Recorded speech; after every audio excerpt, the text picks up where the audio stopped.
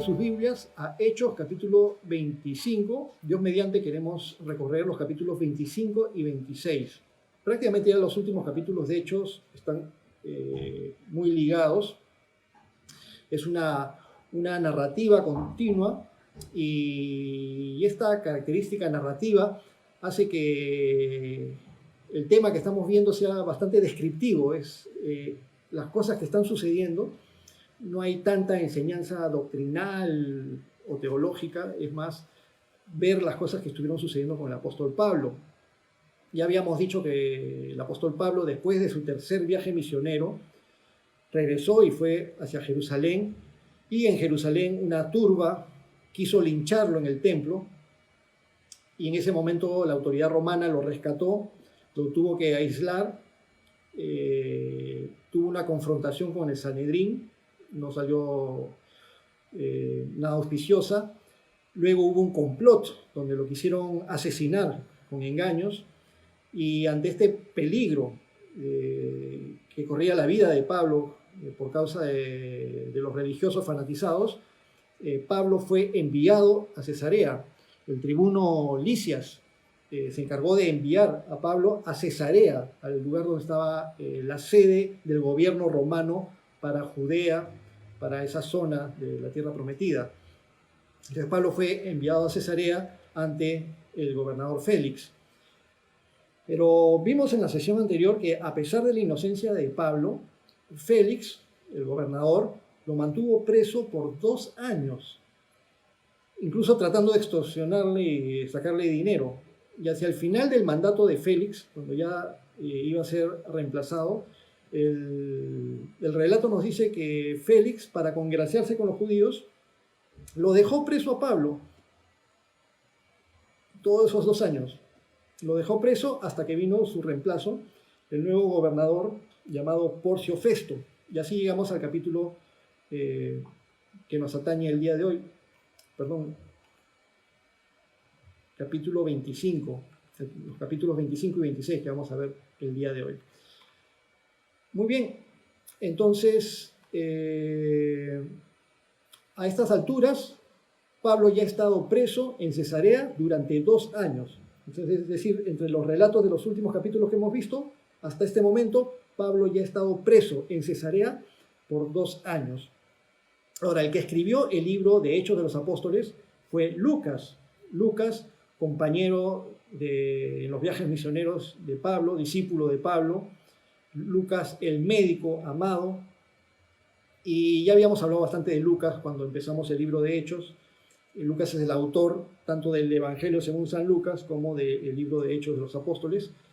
Y Lucas acompañó en los últimos tiempos de los viajes misioneros a Pablo, y lo acompañó también cuando Pablo vino hacia la tierra prometida, esta última vez en Jerusalén y ahora en Cesarea. Vamos a ver circunstancias en las que Lucas, el que narra la historia, Lucas vuelve a hablar en primera persona.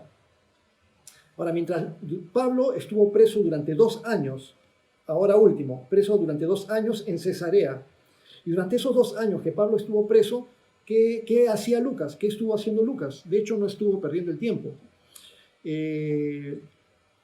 Damos por sentado, si leen la introducción del Evangelio de Lucas, de cómo él investigó diligentemente, preguntando a los que fueron testigos de los hechos, y escribió todo en orden, tanto la historia de los evangelios como después la historia de Hechos de los Apóstoles, que Lucas, para su investigación, aprovechó ese tiempo, estando en la tierra prometida, estando en la tierra santa, estando en Jerusalén, en las otras ciudades, en Cesarea, en todos los lugares y en los alrededores. De hecho, que Lucas se ha reunido con Pedro, se ha reunido con Santiago, se ha reunido con Juan, se ha reunido con otros apóstoles, y ha estado solicitando información que formó parte de sus escritos.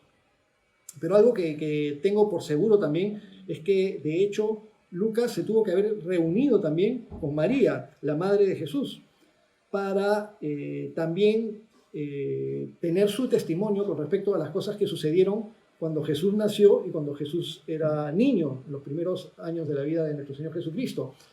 De hecho, el Evangelio de Lucas contiene algunas circunstancias del nacimiento y de la vida temprana de nuestro Señor Jesucristo que no aparecen en los otros evangelios, ni siquiera en los otros evangelios sinópticos, que son bastante similares al Evangelio de Lucas, es decir, Mateo y Marcos. Algunas cosas relatadas especialmente en el libro de Lucas, en el Evangelio de Lucas, donde nos dice que María guardaba todas estas cosas en su corazón y que de hecho se las tiene que haber contado a Lucas, y Lucas estuvo en la zona estos 2 años. Dios permite todas las circunstancias por algo. Bueno, volvamos a nuestra historia, a la historia de Hechos. Pablo preso por 2 años en Cesarea, cuando el gobernador Félix dejó de ser gobernador y entró en su reemplazo el nuevo gobernador llamado Porcio Festo. Lo vamos a ir leyendo ahora que continuemos con estos capítulos. Así que vamos a Hechos, capítulo 25, y vamos leyendo y comentando. Vamos a leer más que comentar el día de hoy. Ténganlo por seguro. Vamos a leer los capítulos 25 y 26. Así que pónganse cómodos. ¿Tienen lista su canchita? No necesariamente, pero un cafecito sí podría ser. Muy bien. Hechos, capítulo 25. Dice: llegado pues Festo a la provincia, es decir, el que va a reemplazar al gobernador Félix, subió de Cesarea a Jerusalén 3 días después. Y los principales sacerdotes y los más influyentes de los judíos se presentaron ante él contra Pablo y le rogaron, pidiendo contra él como gracia, que le hiciese traer a Jerusalén, preparando ellos una celada para matarle en el camino. Es decir, nuevamente, los más influyentes de entre los judíos, los líderes, el Sanedrín, hablaron con Festo, con el nuevo gobernador, y le piden encarecidamente que lo saque a Pablo de esa prisión resguardecida en Cesarea y que lo haga venir a Jerusalén para tomarle su manifestación, para juzgarlo, etc. Pero la realidad no era esa. La realidad, como dice el final del versículo 3, es que estaban preparando una celada para matarle en el camino. Es decir, los líderes religiosos, los representantes de Dios ante el pueblo, querían elucubrar una maniobra malévola para asesinar a una persona antes de ser juzgada. ¿Eso es apropiado de parte de un líder religioso? Recordemos que 2 años antes había sucedido una circunstancia parecida. ¿Recuerdan? Cuando ese grupo de más de 40 hombres habían hecho este juramento bajo maldición de no comer ni beber hasta que hayan dado muerte a Pablo y también al tribuno Lisias, allí en Jerusalén. Le habían pedido que por favor lo trajeran nuevamente a Pablo ante el Sanedrín para interrogarlo, pero en realidad era un plan, un complot para asesinarlo.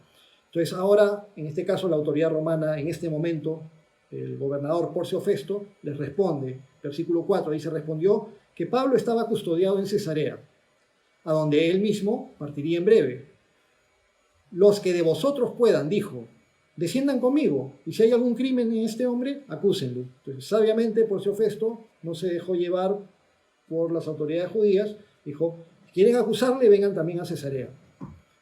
Versículo 6, y deteniéndose entre ellos no más de 8 o 10 días, venido a Cesarea, al siguiente día se sentó en el tribunal y mandó que fuese traído Pablo. Cuando éste llegó, lo rodearon los judíos que habían venido de Jerusalén, presentando contra él muchas y graves acusaciones, las cuales no podían probar, alegando Pablo en su defensa: ni contra la ley de los judíos, ni contra el templo, ni contra César he pecado en nada. Noten, las autoridades religiosas recalcitrantes, fanatizadas, trajeron y presentaron contra Pablo acusaciones muy graves. Es decir, que si la autoridad romana hubiera hecho caso a esas acusaciones injustamente, si le hubieran hecho caso, Pablo hubiera sido ajusticiado, como pasó con nuestro Señor Jesucristo. Pero no era su tiempo todavía. Versículo 9, pero Festo, queriendo congraciarse con los judíos, respondiendo a Pablo, dijo: ¿quieres subir a Jerusalén y allá ser juzgado de estas cosas delante de mí? O sea, vamos a Jerusalén, que te juzguen allá y yo voy a estar presente, prácticamente. Y Pablo dijo, versículo 10, ante el tribunal de César estoy, donde debo ser juzgado. A los judíos no les he hecho ningún agravio, como tú sabes muy bien, porque si algún agravio o cosa alguna digna de muerte he hecho, no rehúso morir. Pero si nada hay de las cosas de que estos me acusan, nadie puede entregarme a ellos. A César apelo. Si Pablo accedía a ser llevado a Jerusalén, con seguridad lo iban a asesinar, con toda seguridad. Pero Pablo entendía que él no debía dejarse matar en ese momento por el Sanedrín, porque el Señor aún lo quería seguir usando y el Señor le había dicho que lo iba a usar en Roma. Entonces Pablo sabía que tenía que ir a Roma por un mandato del Señor, por lo tanto no debía ir a Jerusalén a que lo maten. Recordemos lo que nuestro Señor Jesucristo le dijo a Pablo cuando vimos hace un par de sesiones el capítulo 23, en Hechos 23, 11. Ahí se nos menciona que a la noche siguiente, cuando estaba preso Pablo, allí en Jerusalén, cuando el tribuno Lisias lo había tenido resguardado, preso en la fortaleza Antonia, Hechos 23, 11, a la noche siguiente se le presentó el Señor y le dijo: ten ánimo, Pablo, pues como has testificado de mí en Jerusalén, así es necesario que testifiques también en Roma. Y por esa necesidad es que Pablo sabe que no se tiene que entregar a la muerte en este momento, aunque él dice: si algo injusto hubiera hecho, no rehúso morir, pero estoy ante la autoridad delante de la cual tengo que ser juzgado. Y Pablo sabía que el Señor le había dicho: es necesario que vayas a Roma. Entonces Pablo, ¿qué le dice a la autoridad? Que también era un recurso del cual Pablo tenía derecho. Pablo sabía, por las palabras de nuestro Señor Jesús, que tenía que ir a Roma. Ante el peligro de ser llevado a Jerusalén, por insistencia de los líderes religiosos judíos, los fanatizados, los recalcitrantes, siempre hacemos esta aclaración, hace uso de un argumento legal dentro del derecho que estaba establecido para los ciudadanos romanos. ¿Y qué dice Pablo? Apelo a César. Pablo apeló a César, es decir, que su causa fuera llevada ante la máxima instancia del Imperio Romano. Hizo uso de su derecho legal.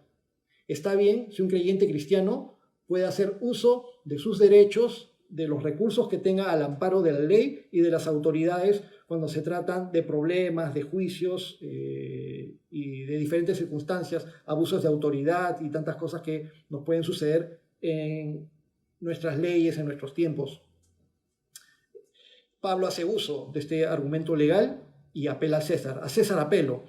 Versículo 12, entonces Festo, el gobernador romano en Cesarea, entonces Festo, habiendo hablado con el consejo, respondió: ¿a César has apelado?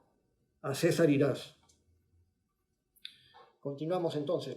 Versículo 13, pasados algunos días, el rey Agripa y Berenice vinieron a Cesarea para saludar a Festo. Festo era el gobernador romano en la zona de Judea y que abarcaba hasta cierta parte de Samaria. Pero durante los tiempos de Jesús, desde antes de que naciera Jesús hasta después de que murió Jesús y resucitó, y hasta los tiempos de los apóstoles, hubo una familia que estuvo gobernando, pero bajo el control y el dominio del Imperio Romano. Es la familia de Herodes. Cuando Jesús nació bajo el reinado de Herodes el Grande. Fue el más influyente y el más importante de la familia de Herodes, el que inició esta casta familiar. Herodes el Grande, que en realidad era pequeño de estatura, pero grande en orgullo, y que hizo grandes construcciones, muchos monumentos, y quien reconstruyó el templo y le dio la majestuosidad del templo que era conocido en los días de Jesús. Herodes el Grande vivió hasta los tiempos en que Jesús, nuestro Señor Jesucristo, nació, y fue el famoso Herodes que mandó asesinar a los niños inocentes en Belén, a los menores de 2 años. Luego de Herodes, el Imperio Romano solía manejar las circunstancias y permitía que algún descendiente continuara siendo rey o gobernante en algún sector de esa zona. Algunos hijos de Herodes terminaron siendo reyes, pero puestos por Roma en algunas zonas, mientras que en otras zonas la autoridad romana era un gobernador que respondía directamente a Roma. Y así ya vemos que cuando Jesús estaba adulto, el gobernador era Poncio Pilato, y en esos tiempos también estaba el rey Herodes, pero en Galilea, pero ya no era Herodes el Grande, sino Herodes Antipas. Herodes Antipas, en los tiempos en que Jesús era adulto, en los tiempos en que fue decapitado Juan el Bautista, ¿recuerdan? Por decirle a Herodes que no debía estar con Herodías, que había sido esposa de su hermano Felipe. Herodías era sobrina de Herodes Antipas, Herodes de la época de Jesús adulto, el cual ajustició a Juan el Bautista. Un sobrino de Herodes Antipas, hermano de Herodías, fue Herodes Agripa I. El Herodes Agripa que aparece en Hechos de los Apóstoles en el capítulo 12, cuando manda matar a Jacobo, al apóstol Jacobo, hermano de Juan. Es ajusticiado, es decapitado, pasado por espada, por orden de Herodes Agripa I. Herodes Agripa I, que murió carcomido por gusanos, de una forma horrible. Y después, ya en el recuento, en el relato de Hechos de los Apóstoles, aparece este cuarto Herodes, Herodes Agripa II. En este relato es nombrado como Agripa simplemente. El rey Agripa, que aparece con su esposa Berenice. Pero hay una circunstancia acá especial. Agripa era hermano de Drusila. Vimos la semana pasada, Drusila, la esposa del gobernador Félix, el gobernador que gobernó y que mantuvo a Pablo preso 2 años y que ahora ya fue cambiado y reemplazado por Festo. La esposa de Félix, Drusila, era hermana de Agripa, rey Agripa que aparece ahora, junto con Berenice. Pero resulta que Berenice es medio hermana también del mismo Agripa. Agripa estaba con su media hermana y media hermana de Drusila también. Es decir, qué bonita familia, como comenté la semana pasada. Bueno, versículo 14. Y como estuvieron allí muchos días, Festo expuso al rey la causa de Pablo, diciendo, Festo le explica a Agripa, un hombre ha sido dejado preso por Félix, respecto al cual, cuando fui a Jerusalén, se me presentaron los principales sacerdotes y los ancianos de los judíos pidiendo condenación contra él. A esto respondí que no es costumbre de los romanos entregar a alguno a muerte antes que el acusado tenga delante a sus acusadores y pueda defenderse de la acusación. Así funcionaba el derecho romano, ¿no? Así que, habiendo venido ellos juntos acá, sin ninguna dilación, al día siguiente, sentado en el tribunal, mandé traer al hombre. Y estando presentes los acusadores, estaba Pablo presente y los acusadores presentes, está narrando Festo contándole a Agripa, estando presentes los acusadores, ningún cargo presentaron de los que yo sospechaba, sino que tenían contra él ciertas cuestiones acerca de su religión y de un cierto Jesús ya muerto, el que Pablo afirmaba estar vivo. Yo, dudando en cuestión semejante, le pregunté si quería ir a Jerusalén para ser juzgado de estas cosas. Mas como Pablo apeló para que se le reservase para el conocimiento de Augusto, mandé que le custodiasen hasta que le enviara yo a César. Versículo 22. Entonces Agripa dijo a Festo, yo también quisiera oír a ese hombre. Y él le dijo, mañana le oirás. Al otro día, versículo 23, al otro día viniendo Agripa y Berenice con mucha pompa, y entrando en la audiencia con los tribunos y principales hombres de la ciudad, por mandato de Festo, fue traído Pablo. Entonces Festo dijo, ya en esa audiencia, ¿no? Festo le dice, Rey Agripa, y todos los varones que están aquí juntos con nosotros, aquí tienen al hombre, respecto del cual toda la multitud de los judíos me ha demandado en Jerusalén, y aquí dando voces que no debe vivir más. Mátele, mátele, mátele. Sin razonamiento, sin juicio, nada. Mátele, mátele, mátele. Versículo 25. Pero yo, hallando que ninguna cosa digna de muerte ha hecho, y como él mismo apeló a Augusto, he determinado enviarle a él. Augusto es otro nombre para el gobernador César. En ese momento no era el gobernador César Augusto, en ese momento era el gobernador Nerón. Augusto César había gobernado anteriormente, antes de que naciera Jesucristo. Primero venía César Augusto, luego venía el emperador Tiberio, luego Calígula, luego Claudio y luego Nerón. Pero a todos los emperadores romanos se les decía César, que significa rey, o se les decía Augusto, que era como majestuoso, glorioso. Un título en realidad para el emperador. Entonces, he determinado enviarle al César, a Augusto. Versículo 26. Como no tengo cosa cierta que escribir a mi señor, le he traído ante vosotros, y mayormente ante ti, oh rey Agripa, para que después de examinarle, tenga yo que escribir. Entonces, ni Festo estaba muy seguro de con qué acusación mandarlo a Pablo a Roma. Pero justamente por eso Pablo dice, apelo al César, porque no tienen de qué acusarme. Me quieren matar, apelo al César. Versículo 27 sigue, Festo termina de decir, porque me parece fuera de razón enviar un preso y no informar de los cargos que haya en su contra. Y así pasamos al capítulo 26. ¡Qué rápido! Hechos capítulo 26. Entonces Agripa dijo a Pablo, ¿se te permite hablar por ti mismo? Pablo entonces, extendiendo la mano, comenzó así su defensa. Muy típico de un momento de dar un discurso, ¿no? Extendiendo la mano. Comenzó así su defensa. Me tengo por dichoso, oh rey Agripa, de que haya de defenderme hoy delante de ti de todas las cosas de que soy acusado por los judíos. Mayormente porque tú conoces todas las costumbres y cuestiones que hay entre los judíos, por lo cual te ruego que me oigas con paciencia. Mi vida desde mi juventud, la cual desde el principio pasé en mi nación, en Jerusalén, la conocen todos los judíos, los cuales también saben que yo desde el principio, si quieren testificarlo, conforme a la más rigurosa secta de nuestra religión, viví fariseo. O sea, Pablo sabía de lo que hablaba. Yo he sido fariseo. He tenido la misma forma de pensar de estos señores que me quieren juzgar ahora. Viví fariseo y ahora, versículo 6, por la esperanza de la promesa que hizo Dios a nuestros padres, soy llamado a juicio. Promesa cuyo cumplimiento esperan que han de alcanzar nuestras 12 tribus, sirviendo constantemente a Dios de día y de noche.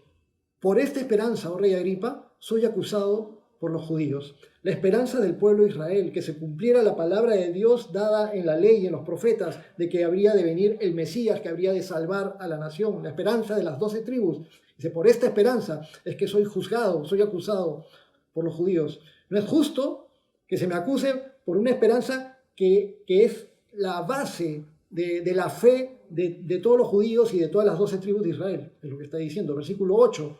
Que se juzga entre vosotros, cosa increíble, que Dios resucite a los muertos, pero si esa es la esperanza. Porque acá físicamente en el mundo vamos a morir, pero nuestra esperanza está puesta en vivir la eternidad con el Señor, la vida eterna, resucitar. Que Dios resucite a los muertos. Se juzga entre vosotros, cosa increíble, que Dios resucite a los muertos. Versículo 9. Yo ciertamente había creído mi deber hacer muchas cosas contra el nombre de Jesús de Nazaret. Y Pablo lo aclara, ¿no? Yo había creído que era mi deber. Yo había creído que servía a Dios persiguiendo a los cristianos, persiguiendo a todos aquellos que fueran seguidores de Jesucristo. Yo creía que agradaba a Dios y que estaba haciendo lo correcto, persiguiendo a todos aquellos que fueran seguidores de ese hombre llamado Jesús de Nazaret.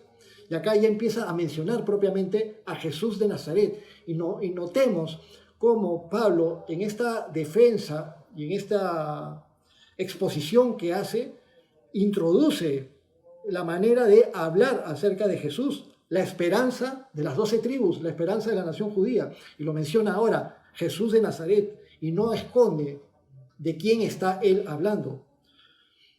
Entonces dice, hice muchas cosas, creí mi deber hacer muchas cosas contra el nombre de Jesús de Nazaret, versículo 10, lo cual también hice en Jerusalén. Yo encerré en cárceles, lo está reconociendo Pablo, lo está confesando, yo encerré en cárceles a muchos de los santos, habiendo recibido poderes de los principales sacerdotes, y cuando los mataron, yo di mi voto. Aquí Pablo está confesando de que él votó a favor de que maten a gente inocente porque eran seguidores de Jesucristo. Y nosotros lo vimos en el libro de Hechos, en el capítulo 7, cuando se le da muerte a Esteban, a uno de los 7 diáconos, y Saulo era un jovencito, estaba al pie de todos los que estaban apedreando a Esteban, y Saulo les cuidaba las ropas a los que estaban apedreando a Esteban en ese momento. Y menciona al inicio del capítulo 8 que Saulo consentía en la muerte de Esteban, es decir, y ahora lo recalca y lo reafirma. Cuando mataron a los santos, yo di mi voto. Es decir, Pablo reconoce que él fue cómplice de asesinato por fanatismo religioso. Versículo 11, y muchas veces castigándolos, es decir, a los creyentes cristianos, en todas las sinagogas, los forcé a blasfemar.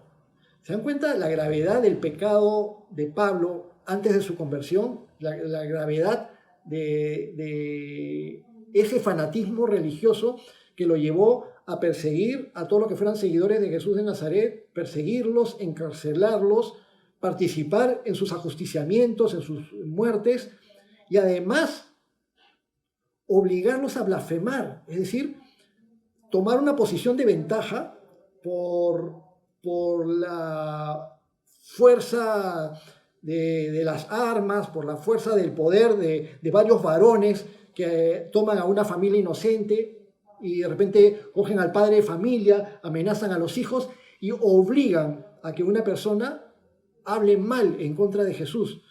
Fue obligado a blasfemar. Algunos fueron forzados y quizás muchos de ellos se arrepintieron después pidiéndole perdón al Señor, como le pasó a Pedro, que negó a Jesucristo y después se arrepintió y después fue restaurado por nuestro Señor y fue traído nuevamente al servicio del Señor. Quizás algunos que no estaban firmes en su fe hayan blasfemado y se hayan apartado de seguir a Jesucristo y dijeron, mejor no me hago problemas, quiero seguir asistiendo a la sinagoga, quiero seguir llevando mi vida judía de manera normal, así que no hay problema, y continúo mi vida judía y ya fue el tema con Jesús de Nazaret. No sabemos, pero Pablo fue culpable, no solamente de asesinato, sino también de obligar a blasfemar a otras personas. Y enfurecido sobremanera contra ellos, los perseguía hasta las ciudades extranjeras. Noten el ánimo que tenía Pablo antes de su conversión, era un hombre que se enfurecía sobremanera por un tema de fe, por temas de creencias.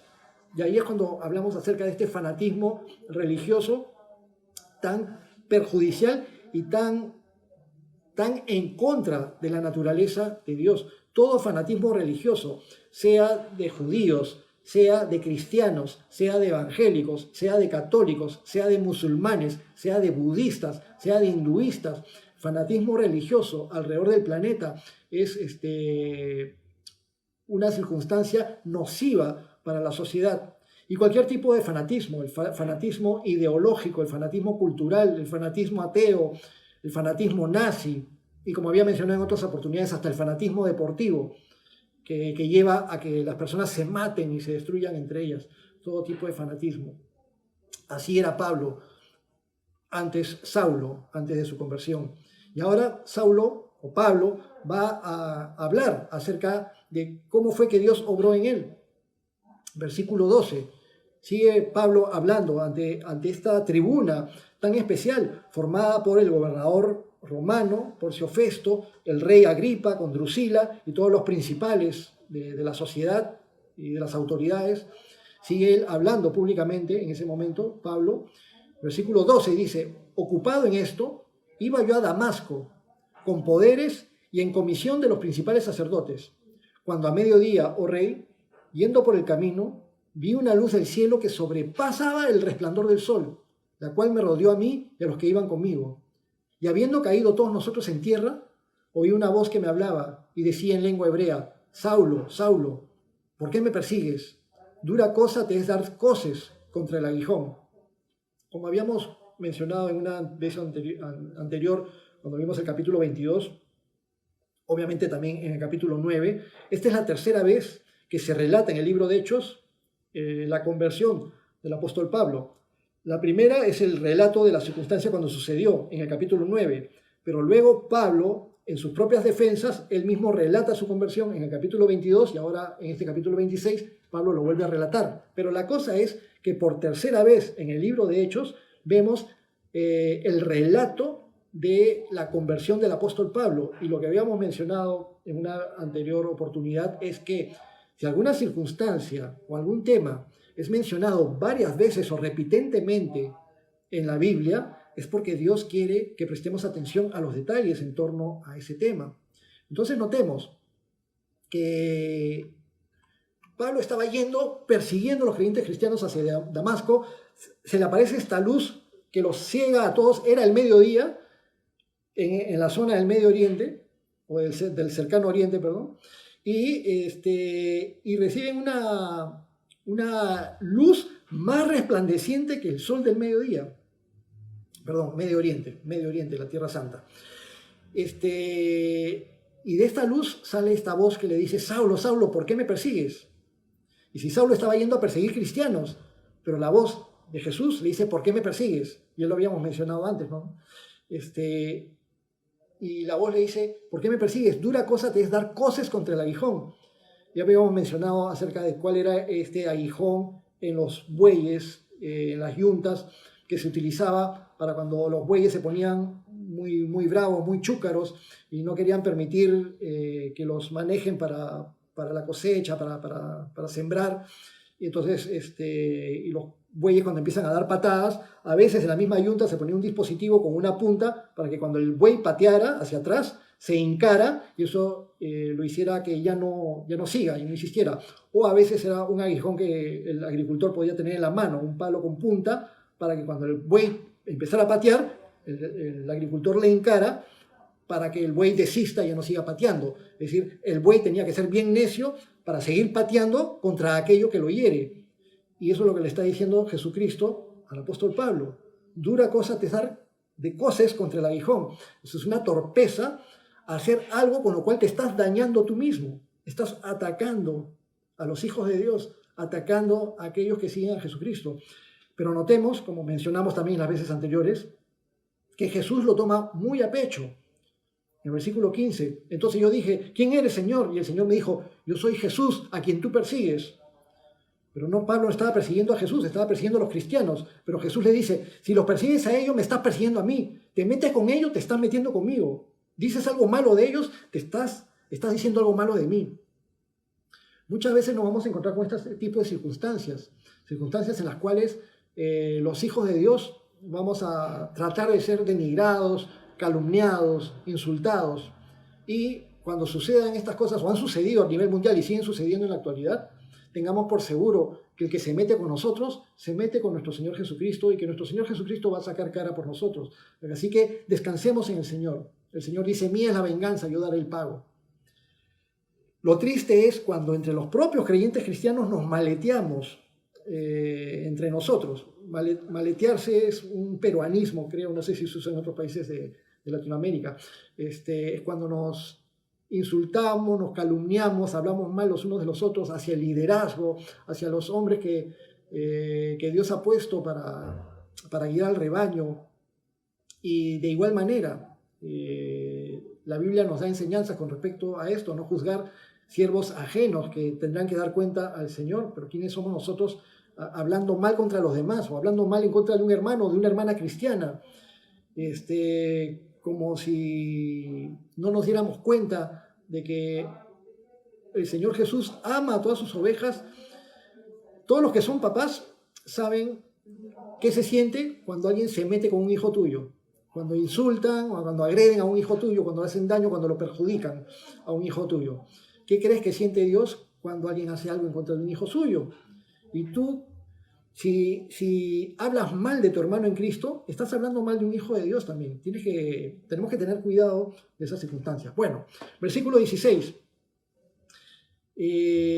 Nuestro Señor Jesucristo se le apareció a Pablo. Pablo está relatando su conversión. En el versículo 16 continúa Pablo diciendo que Jesús le dijo: Pero levántate y ponte sobre tus pies, porque para esto te he aparecido a ti. Para esto he aparecido a ti, para ponerte por ministro y testigo de las cosas que has visto y de aquellas en que me apareceré a ti, librándote de tu pueblo y de los gentiles, a quienes ahora te envío para que abras sus ojos, para que se conviertan de las tinieblas a la luz y de la potestad de Satanás a Dios, para que reciban por la fe que es en mí perdón de pecados y herencia entre los santificados.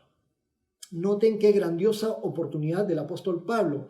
Estaba testificando ante el gobernador romano, ante el rey Agripa, ante las autoridades, ante todas las personas que estaban ahí presentes, es decir, entre las máximas autoridades, y Pablo relata su conversión, pero lo que está haciendo es predicando de Jesucristo.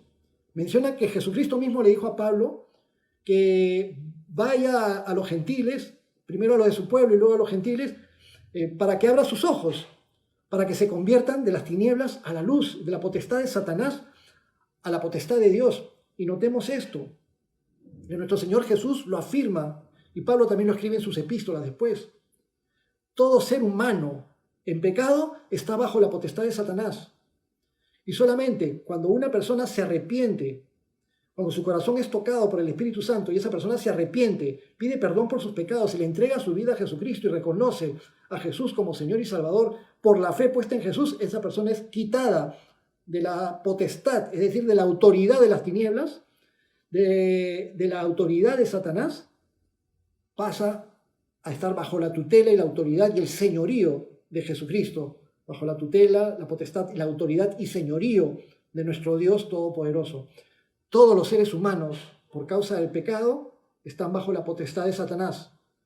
Pero cuando se arrepienten, piden perdón y le entregan su vida a Jesucristo, pasan a estar bajo la potestad de Dios. Eso es para todo ser humano por igual.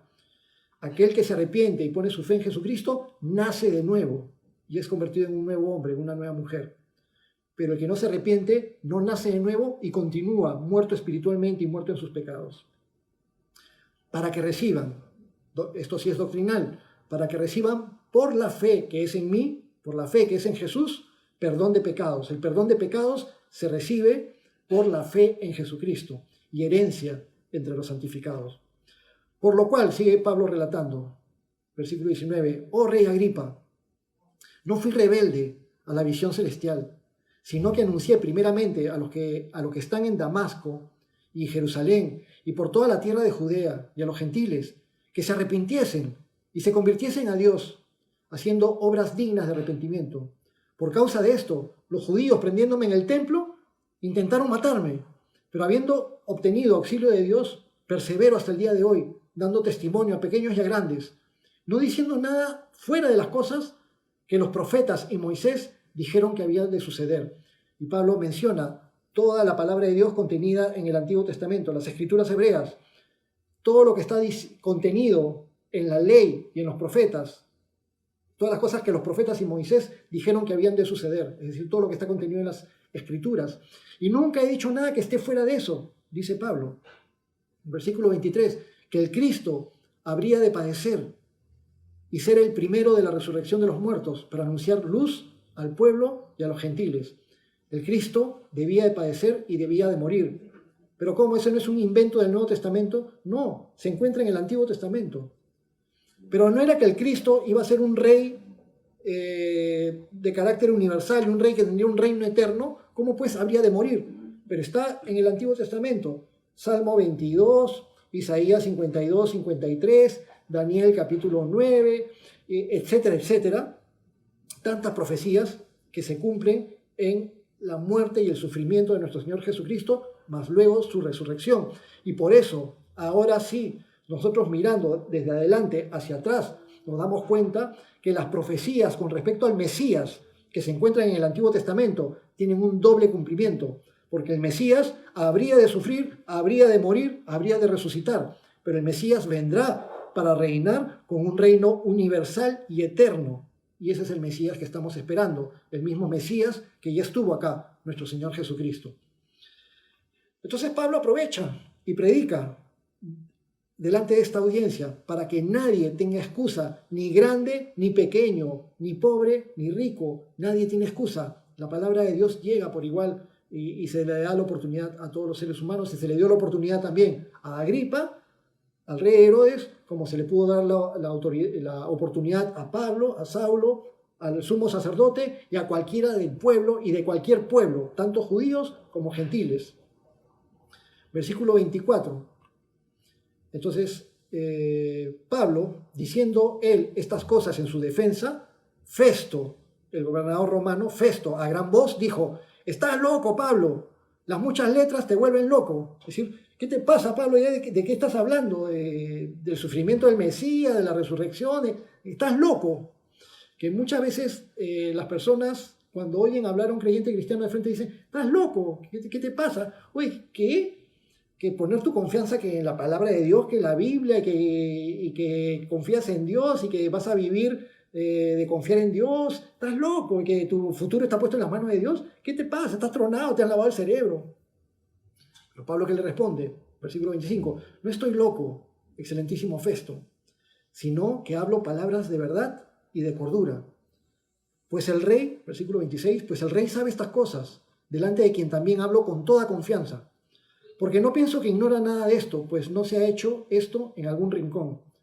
Todo lo que decían las Escrituras estaban ahí de manera pública para que la conocieran todo el pueblo de Israel y todos los demás pueblos de la tierra posteriormente. Entonces el rey Agripa, que sí tenía un trasfondo judío, al menos en su educación tenía un trasfondo judío, conocía todos estos temas de la fe judía. Entonces dice, pues el rey sabe bien estas cosas.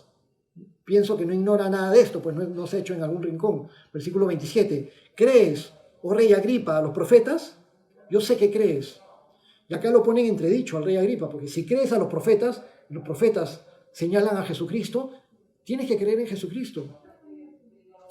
Entonces Agripa, versículo 28, entonces Agripa dijo a Pablo: por poco me persuades a ser cristiano. En algunas otras traducciones lo ponen de otra manera, como que Agripa le dice a Jesucristo: ¿que crees que por tan poco me vas a convencer de ser cristiano? Pero como sea que lo haya dicho, esa fue la intención al fondo del corazón de Pablo, no solamente con respecto a Agripa, sino con respecto a todos los que estaban allí presentes. Pero el hecho es que el Espíritu Santo les habló a todos los que estaban ahí presentes para convencerlos de que la palabra dada por Pablo era palabra cierta, y que ellos también necesitaban arrepentirse y pasar de las tinieblas a la luz por medio de Jesucristo, por medio de su fe en Jesucristo. Mas no lo quisieron recibir. Entonces Agripa, el rey Agripa, dice: por poco me persuades a ser cristiano. Y Pablo le dijo: quisiera Dios que por poco o por mucho, no solamente tú, sino también todos los que hoy me oyen, fuesen hechos tales cual yo soy, excepto estas cadenas. ¿Qué está diciendo Pablo? ¿Cómo quisiera que ustedes también fueran como yo? Es decir, seguidores de Jesucristo, que sean iguales que yo, pero no apresados, no en estas condiciones que yo estoy, excepto estas cadenas. Cuando había dicho estas cosas, se levantó el rey y el gobernador y Berenice y los que se habían sentado con ellos. Y cuando se retiraron aparte, hablaban entre sí, diciendo: ninguna cosa digna ni de muerte ni de prisión ha hecho este hombre. Y Agripa dijo a Festo: ¿podía este hombre ser puesto en libertad si no hubiera apelado a César? Pablo hasta ese momento ya había pasado 2 años en prisión injusta. Y Agripa ahora dice: si no hubiera apelado al César, podría ser puesto en libertad, pero piña, pues como ha apelado al César, que siga preso. Qué fácil para ellos. Pero Pablo estuvo 2 años preso antes de apelar a César, y va a continuar 2 años más después, como veremos más adelante, porque le querían obligar a ir a Jerusalén, y ahí en realidad iba a ser ajusticiado. Bueno, así recorrimos y terminamos estos 2 capítulos, capítulos 25 y 26 de Hechos de los Apóstoles, pero continuaremos porque la historia continúa inmediatamente, y en la próxima sesión ya vamos a ver cómo el apóstol Pablo efectivamente es enviado a Roma. Pero quería hablar, aunque no es directamente el tema, pero relacionado con respecto a la prisión de Pablo, estos 2 años que estuvo preso Pablo, y a la coyuntura que nosotros estamos viviendo en la actualidad, aunque no es igual, pero algunas cosas suceden que podemos traspolarlas, porque estaba meditando con respecto al apóstol Pablo y el tiempo que estuvo en prisión, 2 años ahí en prisión en Cesarea. No fue una circunstancia agradable, pero sin embargo fue una circunstancia que Dios permitió en la vida de Pablo para que llegue este momento en el cual pudiera predicarle a estos gobernantes, pero 2 años en prisión en Cesarea, luego de lo cual va a ser enviado finalmente a Roma, y en Roma también Pablo va a seguir predicando para la gloria de Dios. En nuestros tiempos, quizás como creyentes cristianos, han habido casos de muchos creyentes cristianos que han tenido que pasar por prisiones injustas, sobre todo en el bloque comunista. Muchos de ustedes ya han leído, han escuchado acerca del libro Torturado por Cristo, este predicador cristiano en la Europa comunista en la época de la posguerra, Segunda Guerra Mundial, y testimonio de muchos otros creyentes cristianos alrededor del planeta que han estado en prisión injustamente bajo los regímenes autoritarios, y en la actualidad en países donde hay mayoría de grupos religiosos fanatizados, musulmanes. Los creyentes cristianos son perseguidos, son asesinados, sus familias son torturadas, sus casas destruidas, sus propiedades confiscadas, etcétera, etcétera, etcétera. Ahora, en países como el nuestro, donde todavía tenemos libertad, no nos habrá tocado vivir este tipo de prisión, pero nos ha tocado vivir un tiempo de pandemia por el tema del coronavirus. No es algo que las autoridades del Perú caprichosamente nos quisieron meter a nuestras casas para que no salgamos durante el tiempo de la pandemia, sino que se dio una circunstancia a nivel mundial que no podemos negar, aunque hay muchas cosas más que discutir, muchas cosas que las cuales no sabemos, pero hay cosas que sí sabemos. Y Dios permitió que hubiera esta enfermedad a nivel mundial, el SARS-CoV-2, el coronavirus, y que esta enfermedad cobrara muchas vidas a nivel mundial. Cuando se empezó a desperdigar la enfermedad de manera más fuerte, entonces hubo este tema de que los gobiernos empezaron a adoptar los tiempos de cuarentenas y las restricciones sanitarias. Las restricciones y los cuidados sanitarios que involucran lavarse las manos, el usar el alcohol, el usar mascarillas, el restringir las salidas a las calles, las idas a los trabajos. Acá en Perú estuvimos en una cuarentena radical en los primeros meses, desde marzo del 2020, marzo, abril, mayo, junio, en forma radical la cuarentena, y luego se fue soltando poco a poco con restricciones según la zona del país, y permitían que nuevamente se reabran ciertas actividades económicas, pero en forma limitada, con un aforo limitado. Y esto incluyó a las iglesias cristianas. Muchas iglesias cristianas tuvimos que estar cerradas durante el tiempo de la pandemia y no poder congregarnos físicamente. Pero le damos gracias a Dios y lo glorificamos de tener este privilegio de podernos reunir virtualmente, poder compartir en tiempo real y perseverar a pesar de las circunstancias. Y así como el apóstol Pablo le dijo a Timoteo, en 2 Timoteo 2, 8 y 9, acuérdate de Jesucristo, del linaje de David, resucitado de los muertos conforme a mi evangelio, por el cual sufro penalidades, hasta prisiones a modo de malhechor, mas la palabra de Dios no está presa. Aplicando en nuestros tiempos, mas la palabra de Dios no está en cuarentena. Y la palabra de Dios sigue siendo enseñada. Nosotros nos seguimos reuniendo, seguimos orando juntos, seguimos teniendo actividades, pero de esta manera virtual. Hay hermanos en Cristo que dicen que la Biblia enseña que los creyentes cristianos deben reunirse físicamente, que no podemos dejar de congregarnos. Y efectivamente, en Hebreos dice, no dejando de congregarnos como algunos tienen por costumbre. Pero hay veces que suceden circunstancias excepcionales como la que estamos viviendo actualmente. Por ejemplo, el apóstol Pablo, durante estos 2 años que acabamos de leer, 2 años en Cesarea, estuvo preso. Y ahora dígame, durante esos 2 años, ¿a dónde se congregó el apóstol Pablo? ¿Con quién se congregó el apóstol Pablo durante esos 2 años? ¿Fue menos cristiano? ¿O su grupo era menos cristiano porque no se congregaban físicamente? pero son las circunstancias que Dios permitió en la vida de Pablo en ese momento. Traspolando a nuestra realidad, todavía estamos durante el tiempo de emergencia sanitaria, estamos todavía con restricciones. Ya el gobierno ha soltado y hay sitios donde se pueden empezar a reunir con un aforo limitado, y las iglesias cristianas también han empezado a reabrir con un aforo, y algunas iglesias están haciendo bien tomando las medidas adecuadas de salubridad. Pero hay otras iglesias que se adelantaban al tiempo, que se rebelaban en contra de las autoridades sanitarias, que repito, que no dictaron normas en forma caprichosa, sino por medidas sanitarias. No era una persecución en contra de los creyentes cristianos, eran medidas sanitarias meramente. Y algunas iglesias cristianas empezaron a reabrir reuniones, pero sin tomar las medidas adecuadas de salubridad, es decir, en locales no bien ventilados y tampoco con el aforo permitido, sino con mayor cantidad de gente. Y de tal manera que en forma real ha sucedido que hay hermanos que han sido contagiados de coronavirus en estas reuniones, en tiempos recientes, han sido contagiados, han llevado coronavirus a sus hogares. Dicen, no, pero ¿dónde está la fe? Que tienes que confiar. Sí, ok, todos confiamos en el Señor, hasta la muerte. Pero han llevado coronavirus a sus hogares, han contagiado a otras personas, algunas que no eran creyentes, y hay personas que ya han fallecido en la actualidad,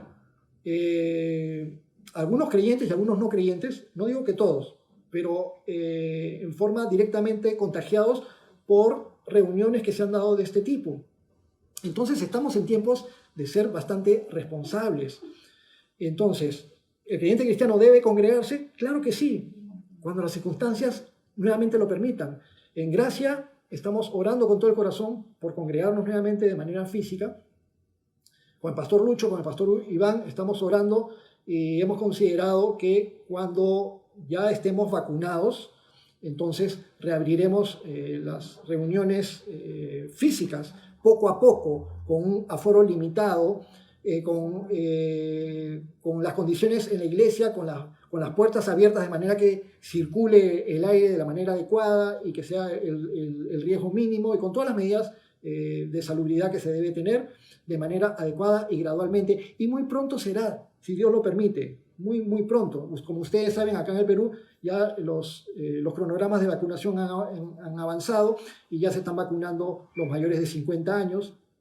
Así que muy pronto nos estaremos reuniendo. ¿Que estamos esperando a ser vacunados porque tenemos miedo por nuestra salud? No, sino que queremos ser responsables con las ovejas que asisten, sobre todo con las personas que son físicamente vulnerables, que tienen la salud vulnerable, a quienes nosotros no queremos contagiar, a quienes nosotros no queremos representar ningún riesgo. Yo puedo tener mucha fe para mí mismo, y es mi responsabilidad conmigo mismo, pero no puedo utilizar mi fe para poner en riesgo la salud de otros. Porque yo confío en el Señor, entonces voy a permitir que una persona se contagie por causa mía y que esa persona después contagie a otro y que contagie a otro y que al final el que termina falleciendo es alguien que ni siquiera es creyente cristiano.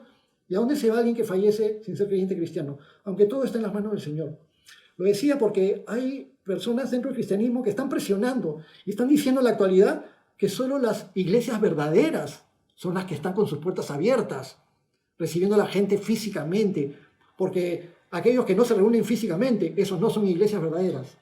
Bueno, yo los animo, hermanos, a perseverar y a mantenerse fieles a donde el Señor los ha llamado, escuchando la palabra de Dios, la sana doctrina del Señor, y muy pronto, por haber sido fieles, el Señor nos premiará dándonos de nuevo la oportunidad de podernos reunir físicamente. Sé fiel en lo poco y Dios te pondrá sobre mucho. Muy bien, terminamos, oremos. Amado Padre, te damos muchas gracias por la riqueza de tu palabra del día de hoy y por la riqueza de tu misericordia para con nosotros, Señor. Nuestra vida y nuestra salud está en tus manos.